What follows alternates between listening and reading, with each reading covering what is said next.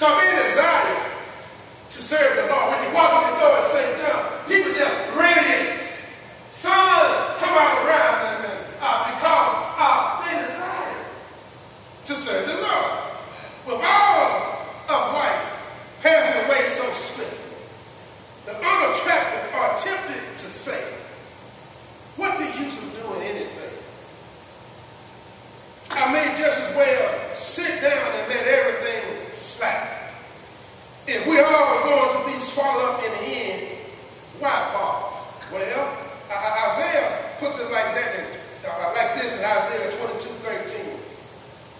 He conditioned the same thought, saying, let us eat and drink, for tomorrow we die. Mortality has a way of discouraging men and women from work. But work is its own reward. And work will be established if it is his work. There is nothing more beautiful than watching God work through us. When you bring your will into harmony with God's will and all of your efforts, even the little things in your daily life resonate with his will and his purpose, then your work will stand. Man work is like a fast-moving freight train.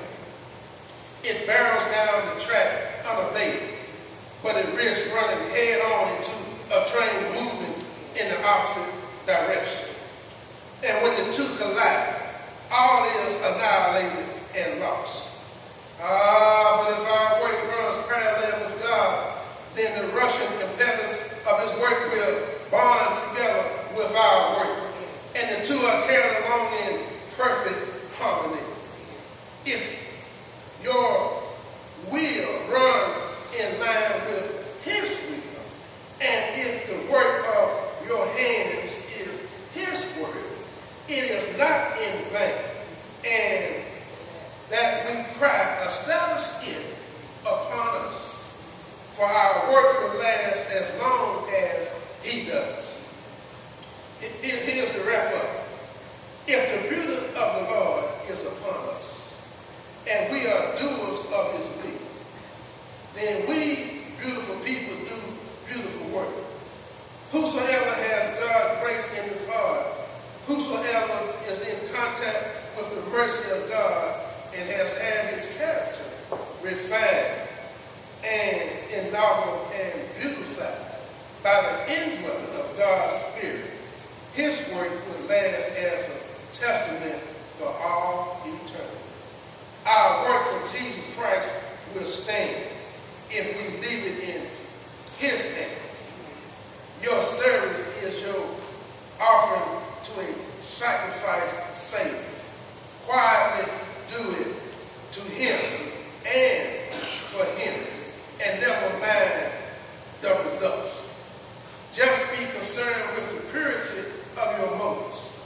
You cannot influence the results of your service to your Savior. That's God's job. Just be sacrificial in your service. And if you are, your work will be eternal.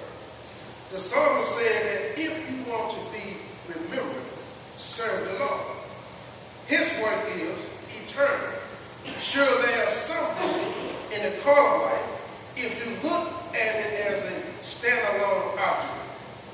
But when you connect your work to the spiritual, when you offer your work as a gift to God, your work becomes connected to God and it takes on a whole different art. Maybe that's why so many people do not serve the Lord. They really do not believe in the eternity of God.